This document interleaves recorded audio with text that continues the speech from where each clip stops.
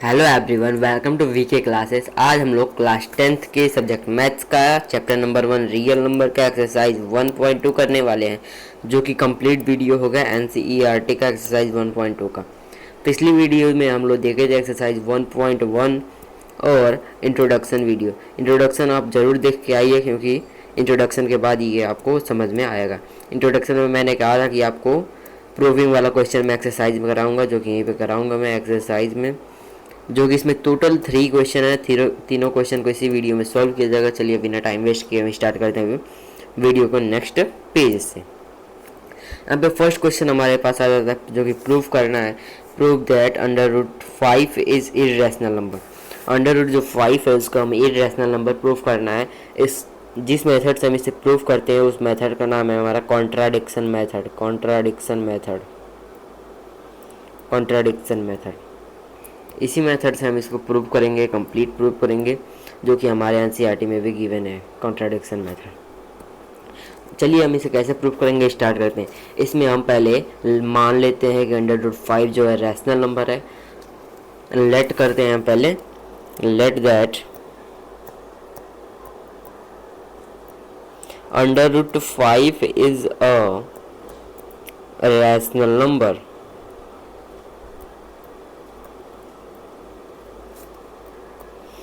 आपको under root 5 को rational number late कर लेना है। उसके बाद आप अंडर रूट 5 को हम इसके सिंपलेस्ट फॉर्म में लिख सकते हैं, जो कि पी अपॉन क्यू, और जहाँ पे पी और क्यू जो होगा को प्राइम नंबर होगा, और वहाँ पे एक ही कॉमन फैक्टर होगा जो कि 1 होगा। चलिए स्टेटमेंट को आगे लिखते हैं। So it can be written in the form of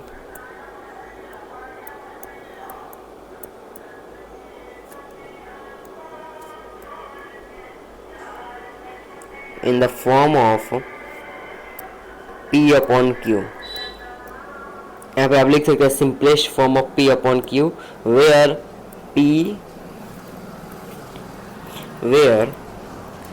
P and Q are coprime number. Coprime number means क्या होता है?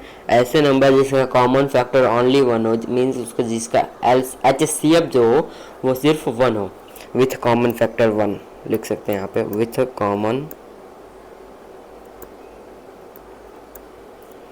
फैक्टर 1। कॉमन फैक्टर इसका सिर्फ 1 हो। अब इसके बाद जब हम अंडर रूट 5 को P अपॉन Q के फॉर्म में लिख सकते हैं। कैसे लिख सकते हैं? क्योंकि हम यहाँ पे लेट किए हैं कि अंडर रूट 5 रैशनल नंबर है, और हम इसे P अपॉन Q के फॉर्म में लिख सकते हैं। अब इसके बाद का सॉल्यूशन हम कैसे करेंगे, देखिए यहाँ पे आ जाने के बाद यहाँ पे हम स्क्वायरिंग करते हैं both side.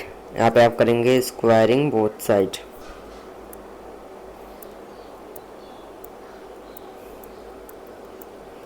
Squaring both side, दोनों साइड आपको स्क्वायरिंग करना है।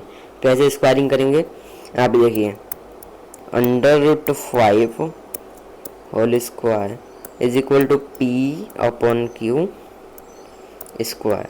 जब आप स्क्वायरिंग कर लेंगे, इसके बाद आपका आंसर कैसे निकालेंगे, देखिए जब आप स्क्वायरिंग कर लेंगे तो यहाँ पे स्क्वायर से अंडर रूट कट जाएगा, तो यहाँ पे बचेगा 5 is equal to P square divided by Q square. यहाँ पे आपको समझ में आ रहा होगा कैसे मैंने लिखा है। अब इसके बाद आपका नेक्स्ट स्टेप होगा, क्या होगा? यहाँ पे आप कैसे Q स्क्वायर को हम क्या लिख सकते हैं? Q square is equal to P square upon में 5। कैसे? Q स्क्वायर यहाँ पे डिवाइड में था, उधर मल्टीप्लाई में चला गया, वहाँ 5 मल्टीप्लाई में था, इधर आके डिवाइड में हो गया। उम्मीद करता हूँ समझ में आया होगा। चलिए इधर का नेक्स्ट स्टेप करते हैं। इसको हम फर्स्ट इक्वेशन मान लेते हैं। जब यहाँ पे देखते हैं इस फर्स्ट इक्वेशन को, यहाँ से आपको समझ में आता है कि ये 5 है ना, ये 5 आपका P स्क्वायर को डिवाइड कर रहा है, जो कि डिवाइड करके यहाँ पे Q स्क्वायर को रिमाइंडर दे रहा है। इससे हम लिख सकते हैं, यहाँ पे एक स्टेटमेंट बनेगा 5 divides P square means 5 can also be divide P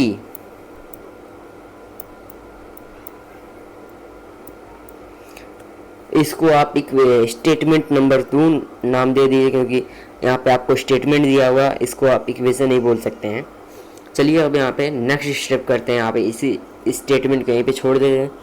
अब यहाँ से नेक्स्ट स्टेप जो होगा हमारा वो होगा, आपका पता चल गया 5 क्या कर रहा है, p को डिवाइड कर रहा है। कैसे डिवाइड कर रहा है आप अभी देखे थे। p 5 p को डिवाइड कर रहा है। मान लेते हैं कि रिमाइंडर कुछ भी छोड़ रहा है, p स्क्वायर को डिवाइड कर रहा था तो q स्क्वायर छोड़ रहा था। अगर 5 को डिवाइड कर रहा था, हम मान लेते हैं कि c रिमाइंडर छोड़ रहा है, मान लेते हैं लेट किए। तो यहाँ पे आप p इज इक्वल टू क्या लिख सकते हैं, p is equal to 5c लिख सकते हैं। आप यहाँ पे लिख सकते हैं ना, p is equal to 5c। अब यहाँ पे जो p का वैल्यू आ गया 5c, इसको आप इक्वेशन नंबर 1 में पुट कर दीजिए। कैसे करेंगे मैं बताता हूँ। पुट यहाँ पे लिख सकते हैं, put p is equal to 5c in equation first. चलिए पुट करते हैं। इक्वेशन फर्स्ट हमारा क्या था, इक्वेशन फर्स्ट था हमारा Q square is equal to P square divided by 5। यही था हमारा फर्स्ट इक्वेशन। इसमें आप जब वैल्यू पुट करते हैं, जब Q square is equal to P square के पास हम क्या लिखेंगे, 5c का होल स्क्वायर डिवाइडेड बाई 5। यहाँ पे देखेंगे Q square is equal to 25c divided by 5। 5 को हम 25 से डिवाइड करेंगे 5 आ जाएगा। यहाँ पे आप देख सकते हैं, यहाँ पे आपको साफ दिख रहा है Q square is equal to 5c। Means आप बोल सकते हैं Q square divided by 5 is equal to c। यहाँ से आप एक और स्टेटमेंट बनाएंगे जो कि आपको साफ दिख रहा है क्या स्टेटमेंट बन सकता है। यहाँ पे आप बनाएंगे स्टेटमेंट, क्या था हमारा, Q square divided by 5 is equal to c। देखिए हमारा 5 है, वो हमारे क्यू स्क्वायर को डिवाइड कर रहा है, जो कि हमारा रिमाइंडर दे रहा है c। तो चलिए इसके लिए हम एक और स्टेटमेंट लिख देते हैं, 5 divides Q square, therefore 5 can also be divide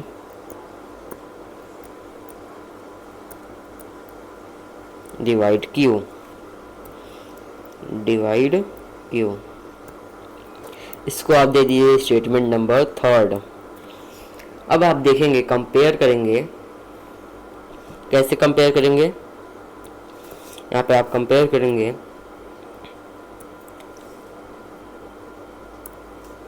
compare अब स्टेटमेंट फ्रॉम स्टेटमेंट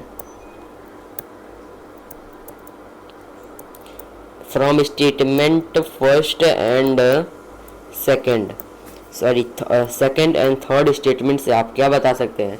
आपको यहाँ पे दिख रहा है, from statement second and third p and q have one more common factor other than 1।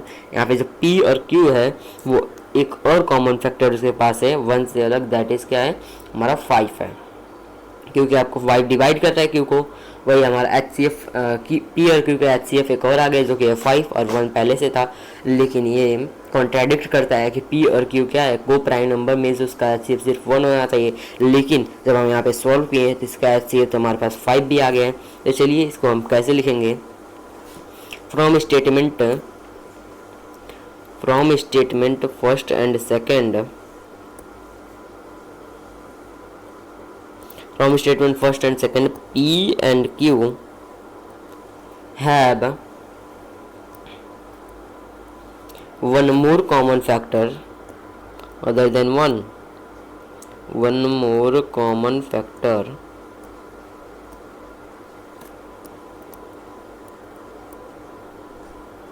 other than 1। आप यहाँ से देख सकते हैं p और q one more common factor 1 से अलग, यहाँ पे लिख सकते हैं, यहाँ पे it contradict that the fact that p and q are coprime number, this contradiction arise for our wrong और अजम्पशन। लिखिए यहाँ पे लिखेंगे, इट कॉन्ट्राडिक्ट दैट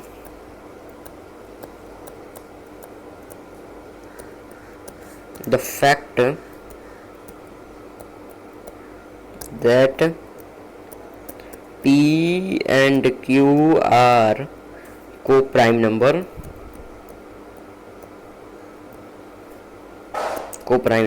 यहाँ पे आप लिखेंगे दिस कॉन्ट्राडिक्शन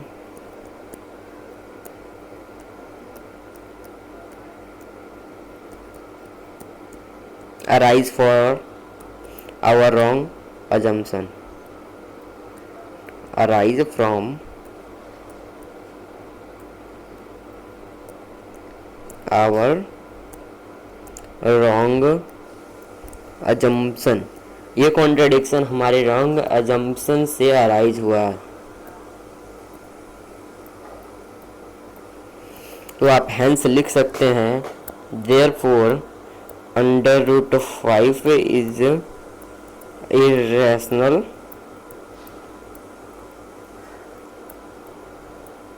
नंबर।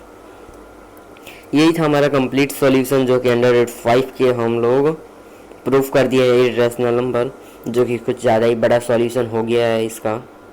आप देख सकते हैं कितना ही बड़ा चला गया है। इसको मैं कन्वर्ट करने की कोशिश करता हूँ, तब तक के लिए आप लोग इसको कॉपी में नोट कीजिए। देख सकते हैं दोस्तों कितना बड़ा सॉल्यूशन हो गया है ये।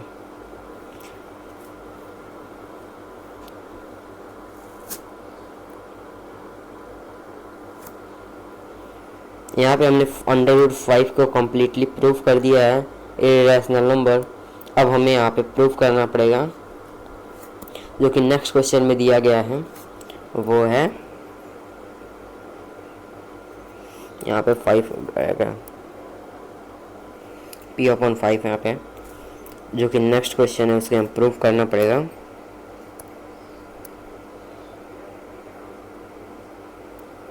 चलिए इसको हम प्रूफ करते हैं नेक्स्ट पेज से। हमारा कंप्लीट क्वेश्चन का यहाँ पे आंसर है, आप यहाँ से कंप्लीट पढ़ नोट डाउन कर सकते हैं। आप चलते हैं नेक्स्ट क्वेश्चन पे जो कि क्वेश्चन नंबर 2। इसमें भी आपको इरेशनल प्रूफ करना है, बट यहाँ पे रैशनल और इरेशनल नंबर का कॉम्बिनेशन दिया गया है। ये थोड़ा और इजी हो जाता है उसके कॉन्टेक्स्ट में। चलिए इसको भी हम सॉल्व करते हैं। यहाँ पे इसके लिए हम लिखेंगे let us assume that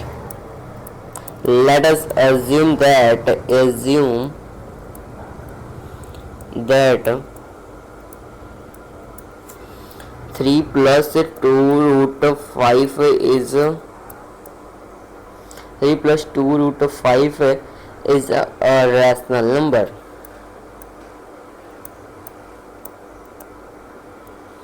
आप इसको एज्यूम करेंगे 3 + 2√5 क्या है, रैशनल नंबर है। इसका मतलब क्या हो गया, इसको हम P/Q के फॉर्म में भी लिख सकते हैं। It can be written in the form of P/Q। It can B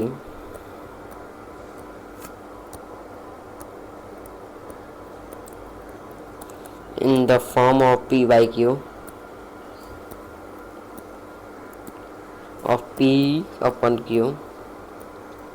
इसका मतलब तो सिंपली यही निकल रहा है, यहाँ पे P और Q क्या है, को प्राइम नंबर है, और P एंड Q को प्राइम नंबर।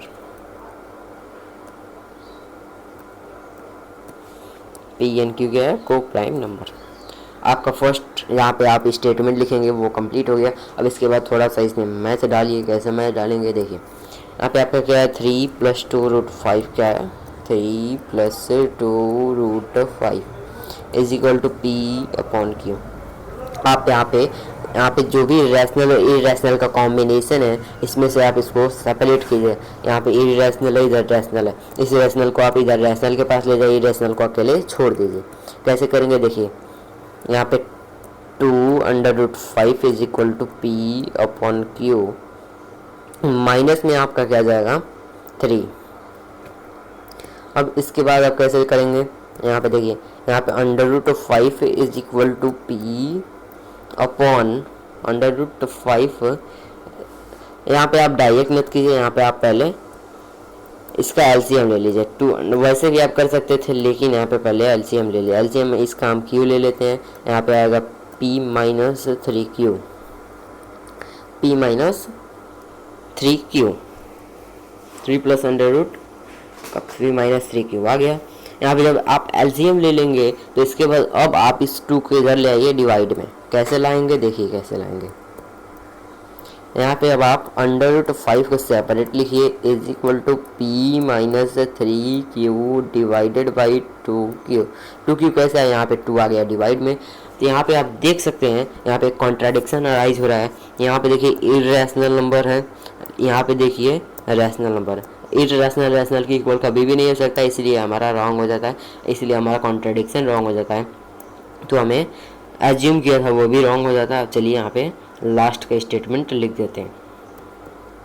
लास्ट में आप क्या लिखेंगे, since p and q are integer. आप यहाँ पे देखेंगे since p and q are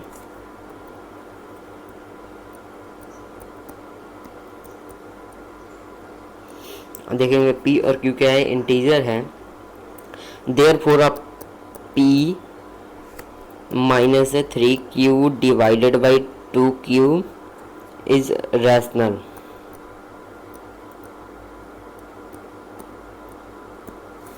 but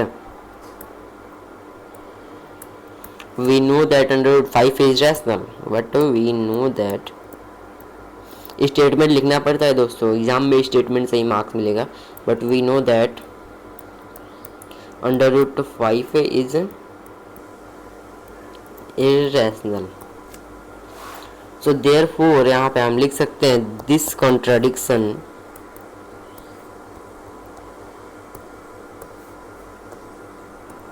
लिख सकते हैं this contradiction will arise from our wrong assumption.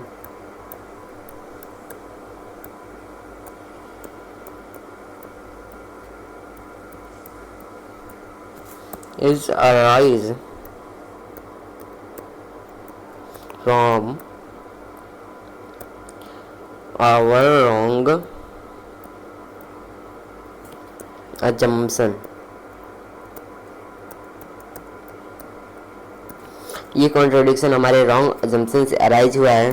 तो आप यहाँ पे देयरफॉर लिख सकते हैं 3 + 2 under root 5 is irrational number.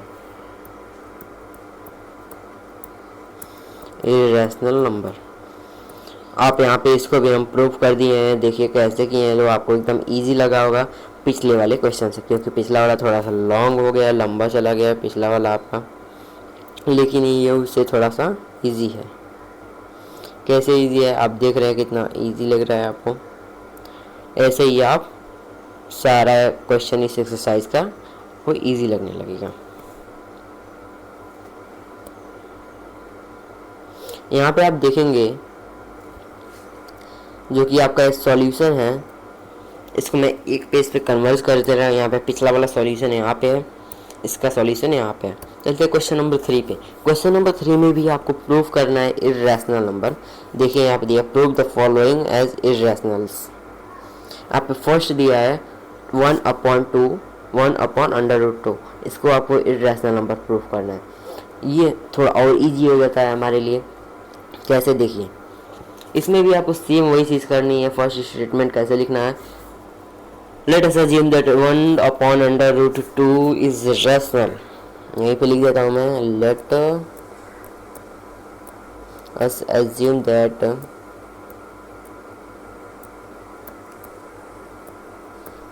1/√2 rational. Assume कर लेते हैं 1/√2 जो है वह इरेशनल नंबर है, सॉरी रैशनल नंबर है। तो आप यहाँ पे क्या लिख सकते हैं, 1/√2 is equal to p/q, where p and q are coprime number. कौन से नंबर, को प्राइम नंबर, को प्राइम। यहाँ पे आप लिख दिए ऐसे। अब इसके बाद आपको क्या लिखना है, इसके बाद आप यहाँ पे इसको सेपरेट करेंगे। कैसे सेपरेट करेंगे देखिए, इसको आप क्रॉस मल्टीप्लिकेशन करेंगे। क्रॉस मल्टीप्लिकेशन आप जानते होंगे कैसे करना है, मैं यहाँ पे सिखा दे रहा हूँ आपको कैसे करना है क्रॉस मल्टीप्लिकेशन। क्रॉस मल्टीप्लिकेशन के लिए हम लोग की 2 फ्रैक्शन की ज़रूरत पड़ेगी, जो कि यहाँ पे आपको गिवन है, दो फ्रैक्शन। इसके लिए आप यहाँ पे देख रहे हैं क्यू को हम इस साइड मल्टीप्लाई कर देंगे, अंडर रूट 2 को इस साइड मल्टीप्लाई कर देंगे। आपको दिखा रहा हूँ, क्यू को जब यहाँ पे 1 से मल्टीप्लाई करेंगे तो यहाँ हमारा क्यू ही रह जाएगा, इज इक्वल टू अगर पी से हम 2 को मल्टीप्लाई करेंगे यहाँ पे हो जाएगा पी अंडर रूट 2, यहाँ पे अंडर रूट 2 पी लिख सकते हैं। आपको ये समझ में आया कैसे आया है? तो अब इसके बाद आप Q upon P is equal to under root 2 लिख सकते हैं, क्योंकि यहाँ पे p मल्टीप्लाई में था, इधर आकर डिवाइड में हो गया। आप ये लिख सकते हैं, सेपरेटली लिख सकते हैं। यहाँ पे आप देख रहे हैं कि ये हमारा रैशनल नंबर है, लेकिन ये हमारा इर्रेशनल नंबर है। दोनों कभी भी इक्वल नहीं हो सकते, इसीलिए अभी हमारा रॉन्ग हो जाएगा, कॉन्ट्राडिक्शन। हम सारा कैसे कर रहे हैं? सारा हम कॉन्ट्राडिक्शन मेथड से कर रहे हैं, इसीलिए हमारा ईजिली हो जा रहा है। आप लिखेंगे since p and q are integers, coprime या फिर इंटीजर्स लिख सकते हैं, इंटीजर्स, देयरफॉर आप बोल सकते हैं p आपका जो q अपन a आया, q अपन p आया है, अपन p is rational number, is rational number. जो हमारा q अपॉन p है वो रैशनल नंबर हो जाएगा। लेकिन बट हम जानते हैं कि but we know that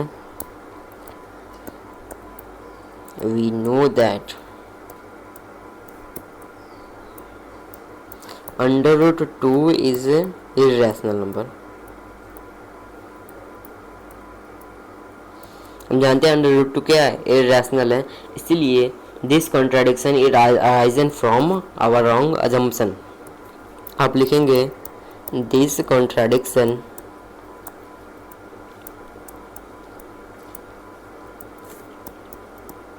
is arisen from our assumption।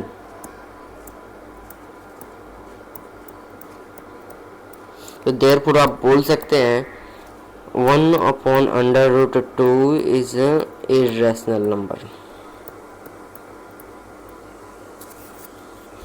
ये भी क्वेश्चन यहाँ पे आपका कंप्लीट हो जाता है। उम्मीद करता हूँ आपको ये समझ में आया होगा एकदम अच्छे से। या आपका इसका सॉल्यूशन इतना ही है। देखिए इसको मैं इस साइड करने की कोशिश करता हूँ, हो जाए तो ठीक, हो गया, चलिए ठीक है। यहाँ पे आपका ये क्वेश्चन भी एंड होता है। आपका आंसर यहाँ पे हम प्रूफ कर दिए। अब इसके बाद इसके सेकंड पार्ट पे चलते हैं, क्वेश्चन नंबर 3 के सेकंड पार्ट पे। इसको भी हमें इर्रेशनल नंबर प्रूफ करना है। कैसे करना है? हमारे कॉन्ट्राडिक्शन मेथड से। चलिए स्टार्ट करते हैं प्रूफ करना। इसमें आपको दिया है 7/5 को हमें प्रूफ करना है इर्रेशनल नंबर। इसमें भी सेम वही वे लगेगा। कैसे करना है? लेट अस अज्यूम दैट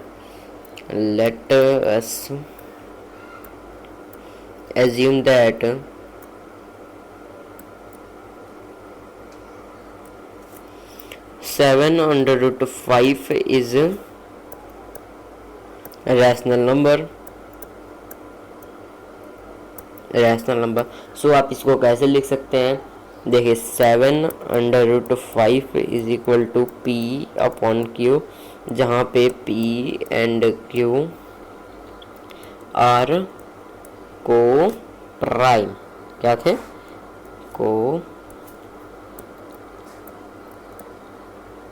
को प्राइम, जहाँ पे हमारा p और q जो है वो को प्राइम नंबर है।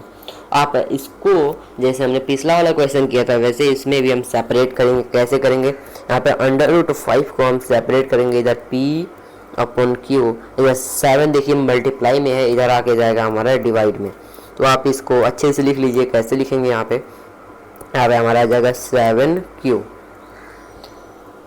आप यहाँ पे भी साफ देख रहे हैं कि irrational is not equal to rational, therefore it is also wrong। यहाँ पे आप लिख देंगे सिंस, सारे क्वेश्चन में वही हम लोग लिख रहे हैं। आप अब तक तो आप समझ ही गए होंगे। लिख देंगे since p and q are integers, therefore हमारा P/7Q is rational, but we know that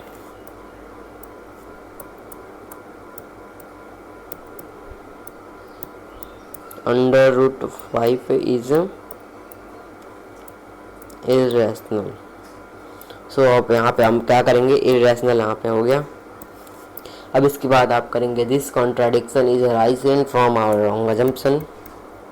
this contradiction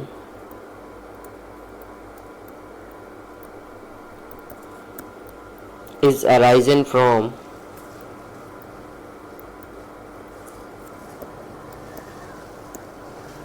our wrong assumption.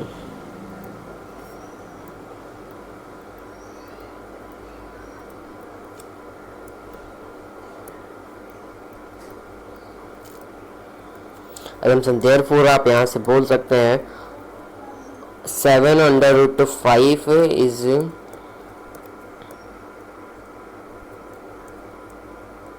Irrational. यहाँ पे ये भी क्वेश्चन हमारे पास सेकंड पार्ट इसका भी कंप्लीट होता है। चलिए अब इसके थर्ड पार्ट पे चलते हैं, जो कि लास्ट पार्ट है इस एक्सरसाइज का। इसमें भी आपको वही प्रूव करना है जो कि हम प्रूव करते आ रहे हैं, इरेशनल नंबर। 6 + √2 को हमें इरेशनल नंबर प्रूव करना है। कैसे करेंगे, late us assume that contradiction method. Late us assume that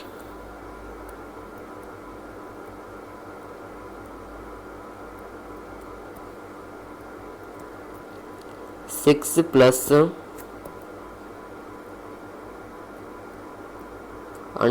√2 is rational. हम अज्यूम कर रहे हैं 6 + √2 क्या है, रैशनल। जब इसको एज्यूम कर लिए तो अब आप इसमें क्या करेंगे, 6 + √2 को हम किस फॉर्म में लिख सकते हैं, P/Q, जहाँ पे P एंड Q आर क्या होंगे, coprime. P and Q are coprime, जो कि हमने पिछले क्वेश्चन में भी यही किया था। अब इसके बाद आप देख रहे हैं यहाँ पे भी आपको सेपरेट करना पड़ेगा रैशनल एंड इरेशनल को। कैसे करेंगे, √2 is equal to P/Q minus में 6 आ जाएगा। यहाँ पे आपको एलसीएम लेना पड़ेगा। √2 इज इक्वल टू Q को आप एलसीएम ले लीजिए। यहाँ पे P as it is minus में 6 Q हो जाएगा। आप यहाँ पे भी देख सकते हैं, यहाँ पे rational is not irrational is not equal to rational, तो आपका ये भी कॉन्ट्राडिक्शन रॉन्ग हो जाता है। दिस कॉन्ट्राडिक्शन भी also wrong because of our wrong assumption. चलिए इसके लिए हम सॉल्यूशन क्या होगा, लास्ट में स्टेटमेंट आप लिखेंगे since A and B are integers,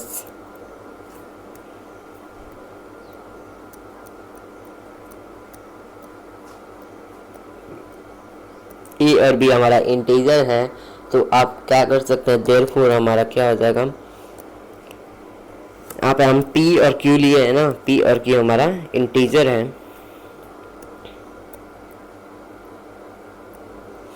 तो हमारा देयरफॉर हो जाएगा P - 6Q divided by Q is rational, but we know that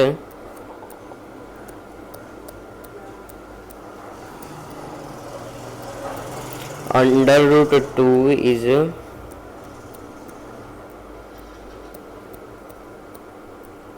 irrational.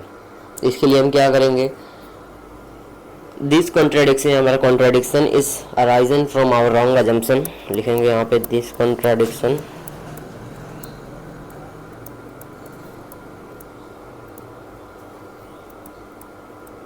Is arisen from our wrong assumption.